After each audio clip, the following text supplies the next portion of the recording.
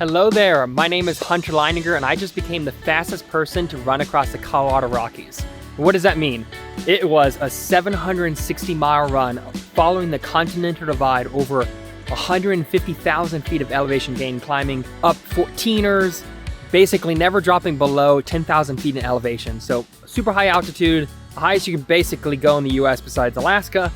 And it challenged me on every single front. Every single day I dealt with so many things going wrong, but also so many things going right. And that's the beautiful thing about these big epic adventures is you can do so much planning, but you really have no clue what's gonna happen out there. So I started this expedition completely unsupported.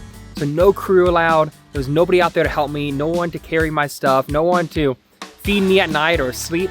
So I just slept in a tarp every single night in snow, rain, hailstorms, everything going wrong. And I had about a 30-pound backpack with all my food, all my gear that was trying to take me all the way across the entire state. And unfortunately, about 5 days in, I was on record pace, I was crushing it, but my phone broke. And there was no way for me to call for rescue or look at maps to figure out how to keep going.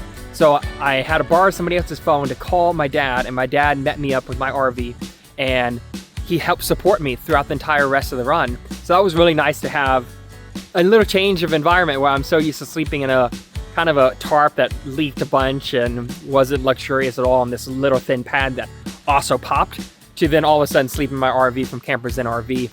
It was incredible. Every single day, just falling asleep in a mattress, having a fridge and a stove, and actually being able to eat at a kitchen table was just incredible. So I met up with them every other night or so. I would sleep there.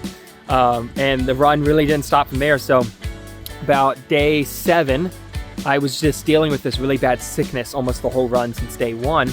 And I was coughing a bunch and they didn't know what was wrong. I was calling people and they're like, yeah, you could have the flu, you could have COVID, you could have some breathing issue. Might as well go to the doctor. So I ended up stopping it on day 7 to go into the ER, or urgent care too. And they did x-ray in my lungs, did some blood work. They couldn't figure out what was wrong. And they're like, I think you just have some weird sinus infection, respiratory issue. We wouldn't really recommend you continue going, but if you feel safe enough to do it, by all means continue. And so I took a day off and got right back out on trail and started running over 2 marathons a day with 20,000 feet of gain at least per day. It was crazy amount of climbing. And again, I'm all alone out here. I don't have anybody running with me. I have nobody carrying my stuff. I'm just meeting up with my dad every night in my RV. But it was the most incredible experience ever. Even though I was sick the whole time, I was still coughing and it was hard to swallow and eat food. It was just every single day I was reminded why I do this stuff. It was absolutely incredible. 10 out of 10 views every single mile. And it was less about the record or how fast I did it. It was more about just enjoying that I'm out here. And Colorado is my favorite state to visit. And luckily for the entire year, I've been living out of my RV from Campers Inn RV.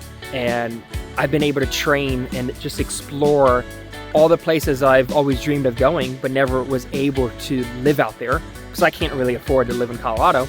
But being able to have an RV that is my transportation, to sleep in it, to cook in it, to work in it, while also training for this big expedition really is the key to why I was able to set this record. So after 18 days, I made it all the way from New Mexico to Wyoming and set a new world record for being the fastest person to traverse Colorado Rockies. And yeah, on to the next ones.